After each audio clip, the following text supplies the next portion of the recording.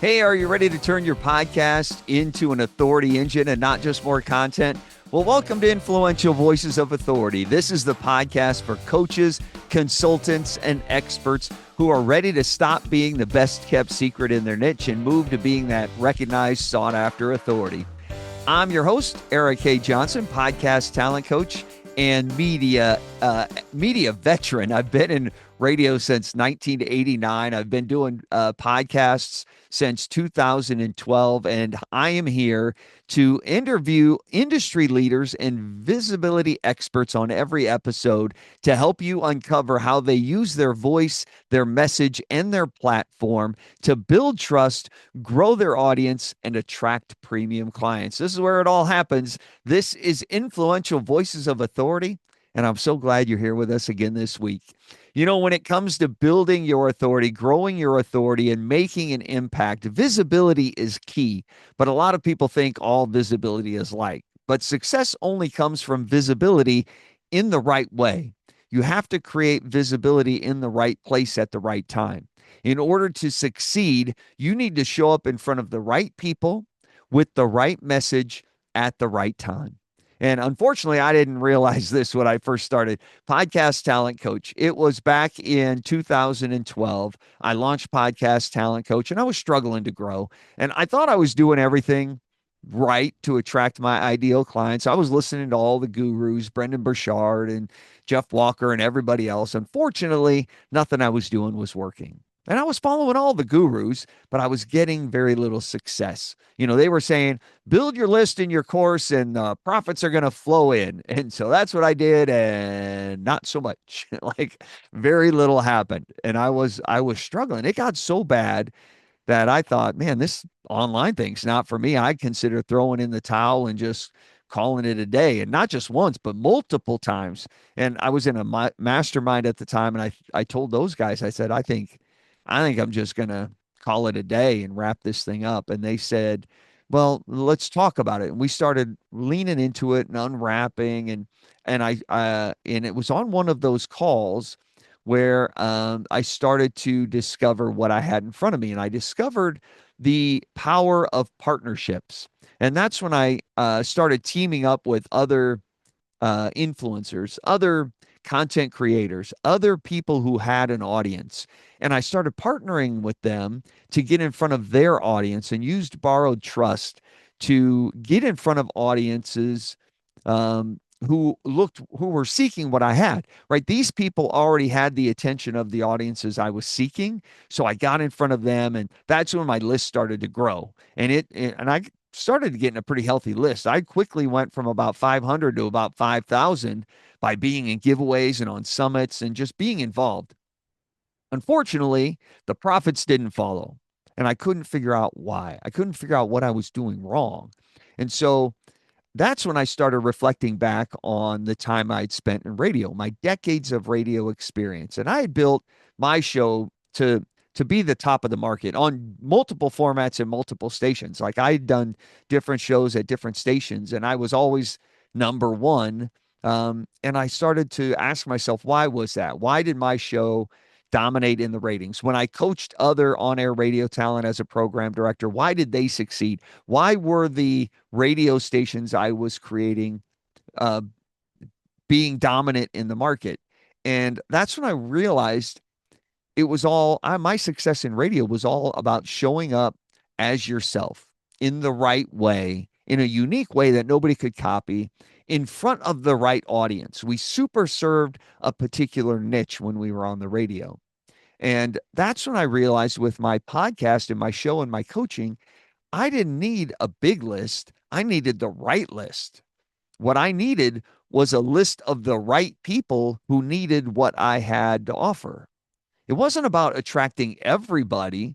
It was about attracting the right fit clients.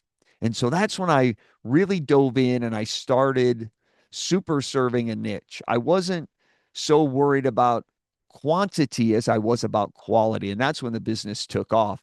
I was building quality by being myself.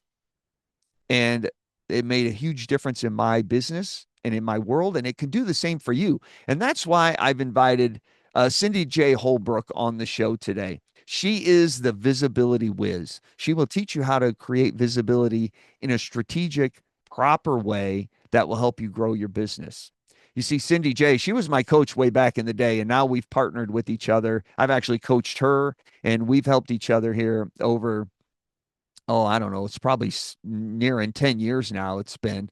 But she helps coaches and speakers and purpose driven business owners find the right path to visibility for them, not just one size fits all, but a way that's right for them based on their personality and their values and the way they're naturally wired to lead. It's exactly what I teach you, how to be yourself, how to be true and authentic.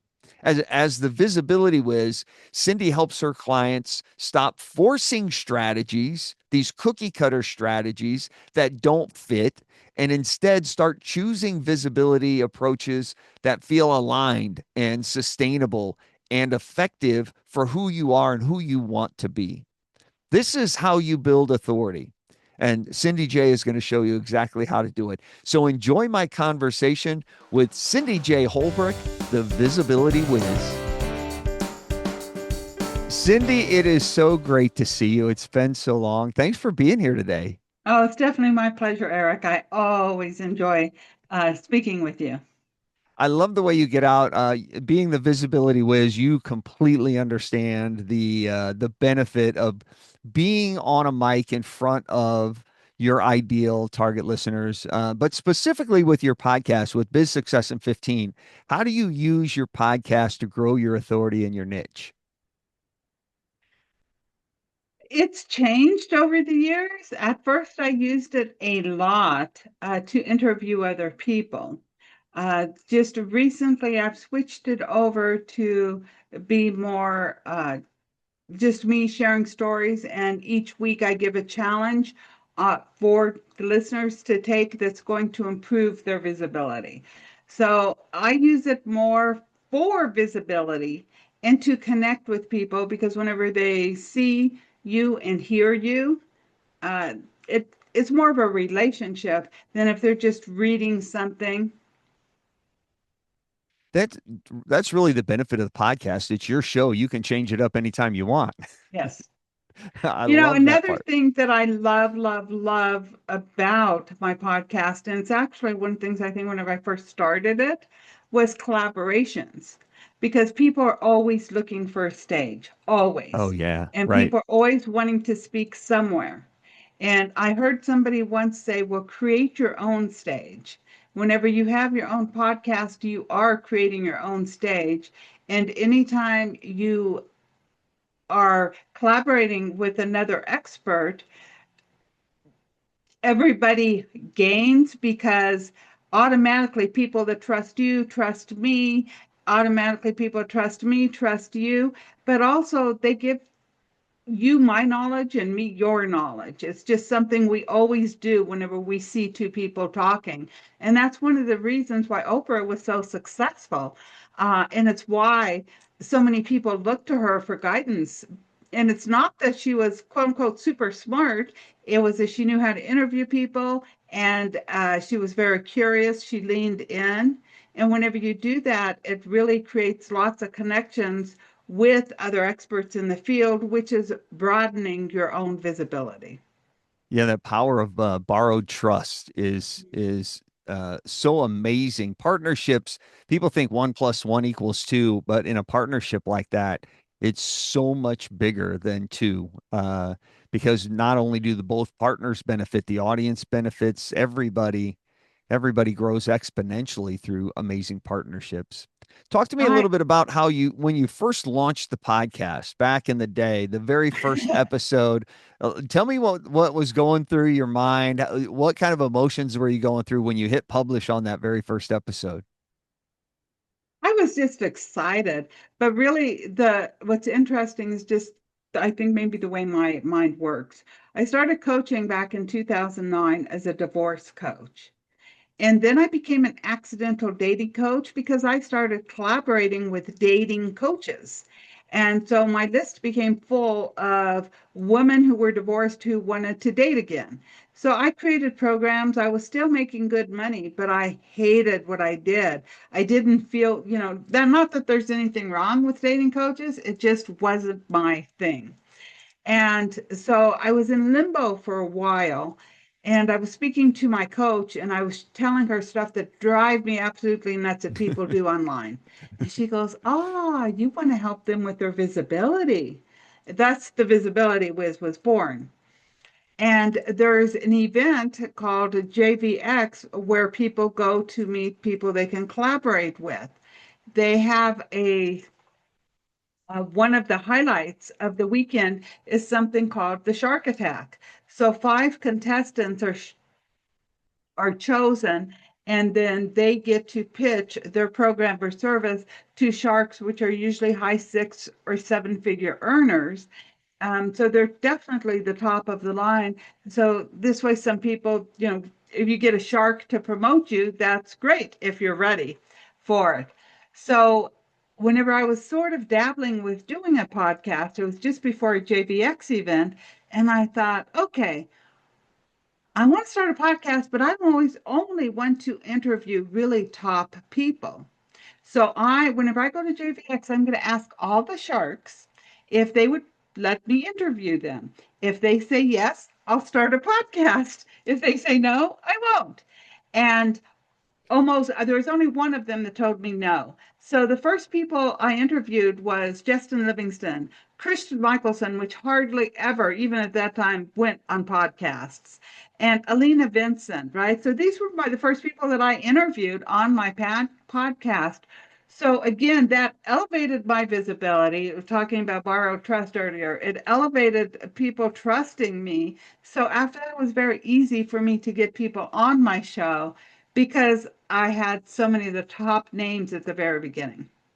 Well, that almost ties back into the borrowed trust we were talking about because when people say, "Oh, wait a minute, Christian Michelson went on Cindy's show. Well, it must be a good show. I should probably go on it." Mhm. So you Exactly. started using that leverage. I know that you have an amazing process to create visibility, but if you had to pull out like one secret to building your authority through visibility, what would that be? It's always messaging, okay? So many people are very unclear about their message. They think they have to constantly change it. They're afraid of repeating themselves. I always ask them, have you ever seen a commercial only one time? I mean, Right. even if it was on the Super Bowl played it more than once, right? Yep. So Right. there are no, you hear these commercials, and the more you repeat what you have and you're very clear on what your message is, then it's good. I believe every business should have a core message. So everything in your business falls around that core message. When you have your core message, and then you are invited to speak or you're invited different ways, you ask yourself, does this align with my message? If it's no, the opportunity is not for you. If it's yes, it is. So messaging is really always key, is really knowing. You and I have both been in a lot of collaboration events. And Yeah. for any of our listeners that's been to collaboration events, you always know who the people are that are pretty scattered because they can't answer what they do. I mean, you ask me in right away, and it's my message, very clear, very succinct. I help coaches, speakers, heart based business owners create a fun and profitable business by using strategies that align with their strengths, personality, and values. Because if you're using strategies that aren't aligned with you, you're not going to be consistent, you're not going to grow, and you're going to create a business you hate, just like when I was a accidental dating coach.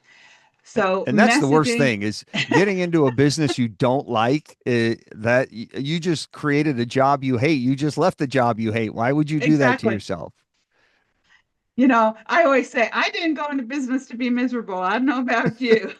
Absolutely. No, I couldn't say it better myself. That is awesome.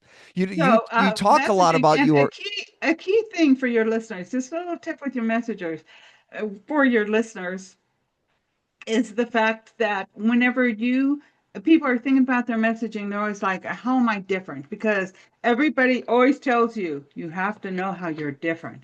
So you start looking at other people in your niche and you go, how am I different than Erik? Well, Erik does this and Erik does that, but Yeah. I sort of do this. So how am I different?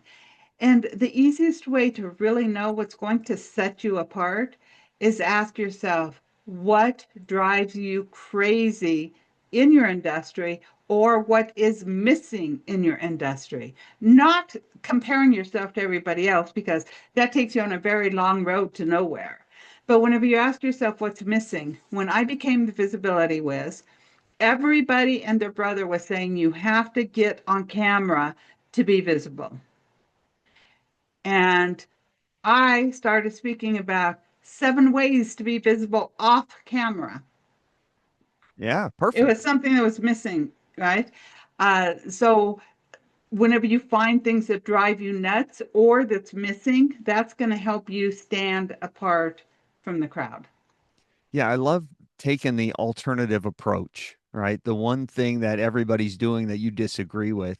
And messaging is such a huge part of it. I talk a lot about context. So many Mm-hmm. people try to create more content instead of just using the same messaging, but wrapping different context around it, wrapping different Mm-hmm. story around it. And then you become known for your content, your message, but you're presenting it in different ways. Tell me how messaging plays into your 3 secrets for consistent clients. Well, first of all, you have to know what your message is because if you're changing it every other week or every other month, even, people don't know what you stand for. If There you is don't know a, what you stand for, how can you expect anybody else to know what you exactly, stand there for? is a person, she's been around a very, very, very long time. And when I first was introduced to her, she was constantly talking about how to do successful Facebook ads. And so I really thought that she was this expert on it. And then within a year, she was talking about emails and lead magnets. And then she was talking about workshops. And then she was talking about something else. And to this day, I have no idea what she stands for. And we all can think of somebody like that that's been in Yes. our world somehow. And if they don't know what you stand for, how can they trust you to solve their problem? People always talk about the know, like, and trust factor as if it's one thing that's all lumped together. People can know you, they can absolutely even love you, but they may not trust you to solve their problems. And if they don't trust you to solve their problems, you're talking to nobody. You're never going to do anything. I also had this client once. She was so cute because she was a spiritual coach. She was very woo and she was very into spiritual coaching, but she also took great photographs and people loved her photographs. So she kept posting all of her photographs because she would get so much engagement. So she was having the content, and she was like, "But Cindy, I'm getting like 100 replies to every post, but nobody is buying my services." And I'm like, "Because your services have nothing to do with your pictures." Right. And so whenever you know what your message is and you consistently say your message, like you said, with context, you can use one message and you can say it 1,000 different ways or a million different ways. But McDonald's still has a lot of the same jingles that happened when we were growing up. Before we get back to my conversation with Cindy, I want to highlight something that she just said because it's one of the biggest mistakes I see podcasters and coaches and influencers make. Most people think their problem is visibility. That's why I have Cindy on here. She's the visibility whiz. They think if I could just get more downloads, or if I could just get more followers, or if I could just go viral or get more listeners, everything would change. But visibility isn't the problem. Clarity is your problem. As Cindy just mentioned, if people know exactly what you stand for, they can hire you. But if they don't know exactly what you stand for, they can't refer you, they can't remember you, and they certainly won't hire you. Too many podcasters create episode after episode, content after content, filled with great information. But when listeners finish the show, they still can't answer the simple question, what is this person known for? Because you're just creating content for the sake of creating content. Authority isn't built by creating more content. Authority is built by creating a clear message that gets repeated consistently until people associate that message with you. It's being seen in front of the right people with the right message at the right time. And that's exactly why I created my podcast authority audit. And I help experts uncover that authority gap in the podcast authority audit. We evaluate your podcast. We talk about your positioning, your messaging, your authority building strategy to identify the gaps that are keeping your podcast from becoming the recognized authority engine for you and keeping you from being the recognized authority in your space. So if you're publishing episodes that aren't attracting the opportunities, the clients, the influence that you expected when you launched the show, your podcast may have that authority gap. So let me help you. To learn more, all you have to do is visit podcasttalentcoach.com/coaching. That's podcasttalentcoach.com/coaching. And you can find out all about the podcast authority audit and how I can help you. I'd love to do that. Now, let's get back to my conversation with Cindy J. Holbrook, the Visibility Whiz. I had a coach one time where it would seem like we would do a couple calls working on a specific thing, and then all of a sudden she would change her methodology, and all of a sudden we're focused on something else. It was like a completely different strategy, and so I'd have to, well, okay, let's set the webinar aside. Now we're working on a great book that I'm going to write, and we'd Right. work on that for a couple calls, and then, oh no, wait a minute, we're going to do a quiz now, and I'm like, okay, we're changing strategy again, and then finally I'm like, I don't know that you know where we're going, let alone teaching me where we're going. And so Exactly. I had to end that relationship quick. So And you're saying messaging, that that's what too so many, and it's why I chose my niche. Create a mhm, fun and profitable business using strategies that are aligned with you. Because 98% of the coaches out there, they teach you what works for them. And right. not everybody, I believe you do. I mean, we've worked and we've known each other long enough, and I know that I do. And I do know some people that can differentiate and they can pick out this piece that, okay, this aligns with me, this aligns with me. But so many people believe if they do exactly what that other person's doing, they're going to succeed. And if the strategy is not aligned with you, you're not going to. I was a coach for a high end program for a 7-figure business at one point, and the owner had written up a script of how to do a webinar. So, as the head coach, I would review the students' webinars, and about 80% of them verbatim used the exact words that the owner did. And I said, you are not the owner. We all talk different. We all have our own little words. And if you're trying to sound like somebody else, you come out as being phony. And Right. there's one thing that I've created a quiz to determine your client attraction style. Yeah. So I'm a storyteller. You've known me long enough to know that I was a storyteller even before I realized I was a storyteller. But for me, if I'm trying to be polished, if I try to memorize a script or if I try to read a script off of a teleprompter, I come off as very unauthentic and people do not trust me. So as a storyteller, I have my outlines, but I have to free flow and whatever's on my head is what I'm speaking to you about. And I have to, and it was difficult for me to learn to trust that I'm always saying the same thing or the right thing. Somebody out there needs to hear it. Then one of the other attraction styles is a writer. And it doesn't mean you're writing a book. It means that you have to use precise words because that's how you process your thoughts and that's how you think. Like I process through stories and I know that I do. Like if I have to remember something, I connect a story to it and I can remember all the details about it. But for my clients that are like writers, they have to hone in on those specific words. So, when it comes to implementing your three secrets for consistent clients, what are the biggest challenges most people face? Well, the first one, as I said earlier, was the messaging. So people, that's always the first challenge. It's really being clear on what the message is. And then the second one is choose strategies that fit who you are. And then the third one is how to turn your visibility into conversations, into clients, into happy paying clients. And, I think that's a combination of all of them, the biggest struggle. So many people, to me, list building is huge. And to me, it's always the first step. But you can't just throw something out there and say, number one, you definitely can't say just join my newsletter. And number two is you can't So many just people do, though. That's the challenge. It's like, and stop asking yes, me to join your newsletter. Last and, thing I and need in if my inbox. there's no context to it.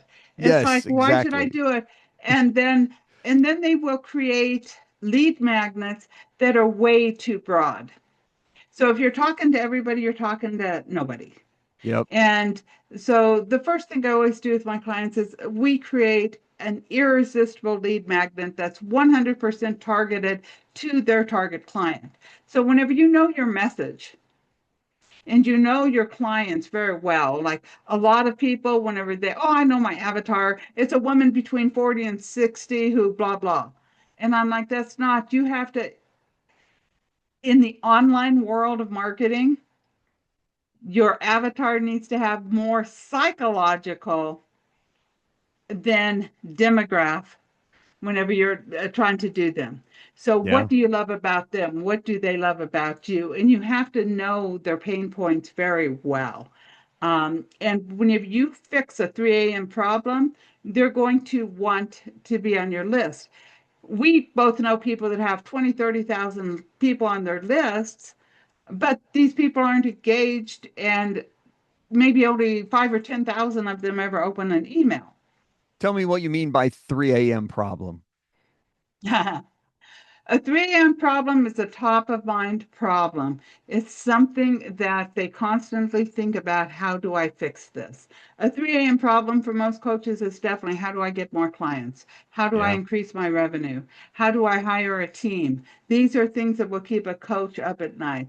If you're a relationship coach, how do I make my husband love me again? I mean, even though that may not be the answer, that's what they're thinking. And so we also have to know in our messaging, we have to use their 3 a.m. problem, and their 3 a.m. problem may not be the answer.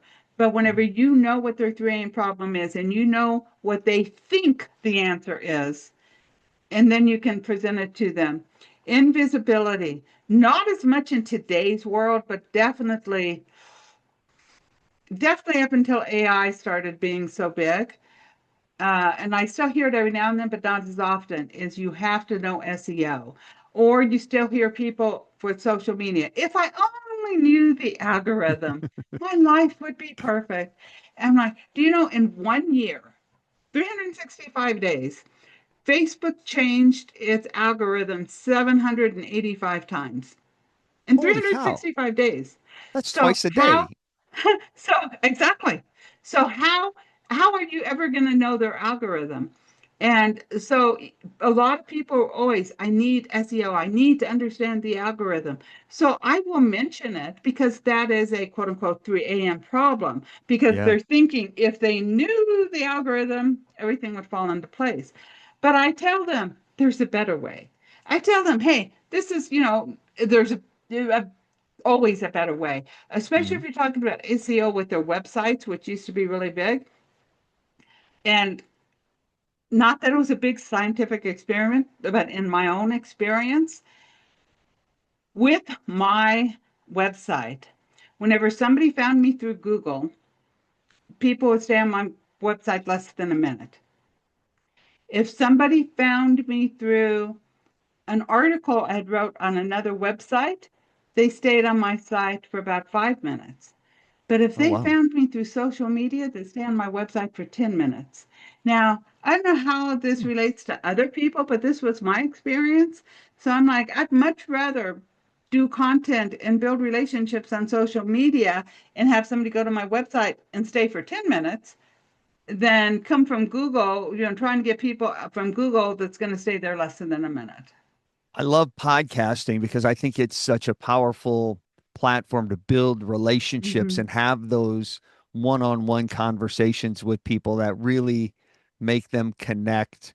Um, but you need to get people to your podcast. You need to get ears to your podcast. You need to grow an audience of not everybody, but your ideal clients. When it comes to Yes. growing your visibility and your authority, what's your favorite way to get in front of your ideal clients? Gosh, I'm wondering if I have a favorite way. I've always enjoyed doing video and talking. I always enjoy speaking with other people as well. But over the years, it's like, okay, I wanted my message to get out. So now I have a combination of only my message along with collaborating with other people. And so I really think collaborations, we are not in this alone. People used to always talk the word solopreneur. Well, none of us are solopreneurs because we cannot build an online business by ourselves. Most people still need some sort of a team, maybe a virtual assistant, maybe somebody to build your website, maybe somebody to write your emails, right? But none of us are alone. But the biggest the biggest ticket to success was whenever you're collaborating with other people. So collaboration's always been my favorite way because it's a win-win-win. And I want it to be a win-win-win. I have to like you personally, and it has to be a win for you, has to be a win for me, and has to be a win for our mutual communities. Because if any of those are a no, I will not collaborate with a person. Those three things must be a yes. And part of that was learning the hard way whenever I accidentally became a dating coach. When you walk into a partnership and a collaboration with that open heart and how can I help the other person? And you lead with that of how you can help and serve and help them grow. I find that the partnerships become so much more powerful and so much more successful when you lead with giving first. I 100% agree. And I mentioned earlier about creating your own stage. Yeah. And so many newer entrepreneurs think I have nothing to offer anybody. I don't have a list. What can I offer them? Create a stage and invite them to talk on it. Like they're going to talk, or create a collaboration event like a summit or a giveaway. Summits and giveaways, I have met so many wonderful people that I've collaborated with in other ways besides just the giveaways and summits, but it's a great way to meet other people. And also, you're giving them a stage, you're giving them a way to be visible. And a podcast, the same thing if you're interviewing people. Now, even though with my podcast, Biz Success in 15, it's only me talking now and me sharing my story and giving you a challenge, a visibility challenge for you to take action on this week because I want my listeners to move forward. I still have my visibility roundtable where once a month I interview I don't interview, I have three experts come and speak at the visibility roundtable, and I post those on my YouTube channels. And then there's this part of that segment where we have uh, we'll put somebody on a hot seat or we'll answer questions from the audience. But if somebody's on the hot seat, they get coached by the three experts as well as myself for whatever issues they have. So with all of those, it's a win-win-win for everyone. You mentioned summits, which is interesting. Summits were really hot during COVID when everybody was hanging out at home. But I've noticed as of late, attendance at summits has kind of dipped lately. What sort of new strategies have you seen with summits that have been successful as of late? That's an interesting question.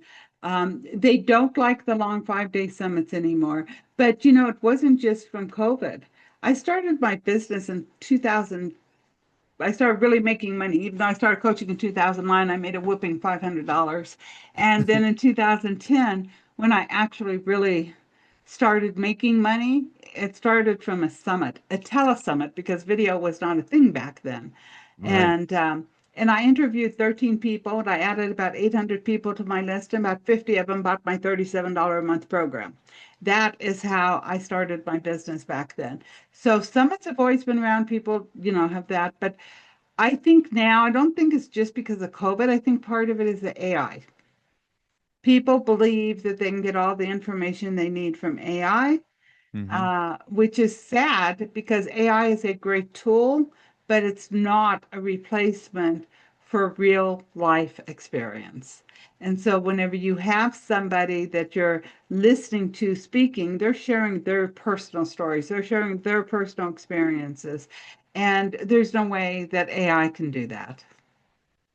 I So, wholeheartedly agree. I mean, AI can replace your 6 steps to success in a heartbeat. What it can't replace is you and that personal connection and that interaction and that relationship that you build when you get visible and you get in front of your ideal clients and you share yourself and you build that relationship. That's where things become powerful. and anytime, whenever like you're interviewing me and you can ask me a question that stumps me, or it's up to me how I reply too, and I can add things in there. But one thing is, it's just a cute little story, and I've shared it a lot, and you're never going to get something like this from AI, which again, I relate through stories. But when my grandson was about 7 years old, he watched this cartoon where the person had a really sharp finger and was poking everybody. So David thought it would be really fun to have a sharp finger, so he put his finger in a pencil sharpener. It Oh, did not oh, work out too well for him at all. yeah, I can And I was imagine. speaking to him and I go, David, honey, the next time you have a bright idea, maybe you should ask your mom and dad if it really is a bright idea. And as entrepreneurs, we're very creative. We have bright ideas all the time, like sharpening our fingers. And sometimes it's really going to hurt us or damage us, damage our reputation, or set us back in making money. So, really, we need to step back and ask ourselves, is it really a good idea before we run with it? Yeah, AI cannot do absolutely. that. AI cannot take a real life story and give you a lesson with that real life story. When it comes to attracting your ideal clients, what's the first step people should take? How can they get started? Know your client attraction style. Take my client attraction, take the discover your client attraction quiz, and determine when somebody takes the quiz. I have different prompts, and there's each of you get there's a guide for each style and how to get clients and how to attract them. And all of it goes with being authentic. If you are not authentic, you're never going to get clients. So it's number one, knowing your message inside out. It's knowing the psychographics of your ideal clients inside out. When I first started coaching, I had this client who yelled at me every single time we would have a call. She yelled at me because of the way I pronounced woman and woman.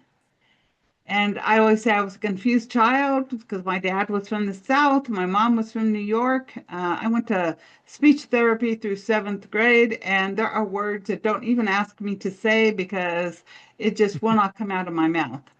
Um, and so it really was hitting a lot of trigger points for me with her yelling at me, and I would Hmm. hang up the phone and cry. And so I'm talking to my coach, and I was crying. I go, I'm just not cut out to be a coach because of this. And I told her what was going on. She goes, fire her. I said, huh? I can fire my client? Really? She goes, yes, fire her. She said, number one, you are not helping her at all if she's so hung up on the way you're pronouncing things. And all it's doing is making you miserable. So I fired her. It was a very mutual thing. She was very happy to be let out of the contract she had signed. And I wished her well to go find somebody that could actually help her. But we want we try so hard sometimes to please everybody, or we think we have to help everybody, whenever we're just true to ourselves and we're authentic, and we know that people who love us regardless how we talk. My husband never yells at me the way that I pronounce things, and neither do my kids, right? Neither did my first husband. So it was like, people who love you are going to, and they just go with the flow. Like, you've never said nothing about words that I pronounced, and I'm sure I've mispronounced a lot of them in our conversations over the years, but I had to own that aspect of me. Yeah, So it's what makes you who you are. so when you own who you are, the right people are going to love you. And I'm like, with people and everybody, we're weird. People are weird, just all of us. Our minds are weird. We want every single person in the entire world to love us. Yep. But we don't love every person in the entire world. Like, it's Right. okay, we don't like John Doe over here, but by God, John Doe better like me. And it doesn't make sense. So once you let go of the, I only want people that are right for me to love me, Yeah. and let go of these other ones. I had COVID in 2022. I was in ICU for a month, almost died, and then I lost all of my hair. Really gave me a lot of empathy for cancer patients, because losing your hair is very traumatic. I mean, losing my hair was rougher on me than being sick. It was just very hard. So I thought, okay, I'm just going to be me. I'm going to be authentic. I posted pictures of my bald head on Facebook, and I had written some article or something to my email list, and I get a reply. You are the most unauthentic person I have ever seen in my life. And I thought, I just posted these pictures of my bald head on Facebook, and you're telling me Right. I'm unauthentic? But I felt it for a minute or two, not very long. And I just took a deep breath and go, obviously, if she thinks I'm unauthentic, I'm not helping her. Anything I write, anything I say is not going to help her. So I thought, I wonder if she unsubscribed from my email list. So I checked, and she had not. So I unsubscribed her, because I wasn't helping her. And if she just wanted to, there are some people that are just angry and want to lash out at somebody. And so I released her. And is something I always do energetically. I release people to find whatever they need. Wherever they are, I really seriously want them to find the people that can help them with whatever they need at that moment. And within 5 minutes, I got another email that said, I absolutely love you, Cindy. You are the most authentic person I know. And they just went on and on. And it was interesting, the contrast that quickly. And I share it because with other people, it's like, whenever you are just you, you're letting the right people love you. Uh, Nobody's going to go on a dating app and say any woman will do, any man will do, any gender Right. will do. We have something that we want. And also, there's some people who won't date a man. I know women that won't date men that are less than 6 feet tall. Well, I mean, they've really cut their pool down a lot there, but they know what they want. Right. Exactly. And and and nobody's going to go on a dating app and say anybody's going to do, because you know the characteristics, and that's your ideal client. What do they love about you? What do you love about them? My ideal clients, they like my stories. Yeah. That's a big thing. Absolutely. But also, a challenge for anybody listening: get some colored pencils, get a blank paper, and just draw your ideal client. And things may come out that were not obvious to you in your mind. The first time I did this, my client had a big giant heart on her chest. And everybody was like, well, yeah, naturally, Cindy, your ideal client has a big heart because you have a big heart. But I never, ever would have thought that without drawing it. So whenever we draw and we just let our subconscious do stuff, things come out. And it could be, hey, my ideal client loves skiing. My ideal client loves soccer, right? I mean, it can be things like this that we don't even realize, because people are connecting to us on some level. A lot of my clients, some of my clients are very into genealogy, because I am a genealogy fanatic. I like attract other people who love genealogy. Also, I attract people that have had traumatic pasts because I had a traumatic past, right? It's interesting, and it's nothing I do on purpose. It just is. So this 3-minute quiz, discover your client attraction style. How many Yes, different styles are there? 7. 7 different styles. All There's right, 7 awesome. different styles. Yes. Well, if you want to get your It hands on Cindy's Discover Your Client Attraction Style 3-minute quiz to help you uh, reveal your client attraction approach that will really match your strengths and your personalities and your natural gifts. You can get that over at giftfromcindyj .com. Giftfromcindyj.com. I'll also put that at podcasttalentcoach.com/whiz for visibility whiz. WIZ is where you can find that. Cindy, you've been the best. I always love talking with you. We could go on for hours and hours and we hours. could. I just want to thank you for sharing your wisdom with us today, and thanks for sharing a bit of your time. Oh, no problem at all. My pleasure always. I always love chatting with you, whether you're interviewing me or I'm interviewing you. Absolutely. We'll see you again soon. We will. Thanks. Bye-bye. Man, I always love talking with Cindy. She is full of great stories and information and helpful information at that. You know, you can discover your client attraction style with Cindy J's gift. Make sure you get a hold of it. Learn how you're naturally wired to create trust, to create connection, to grow your business in a way that feels authentic and aligned with you.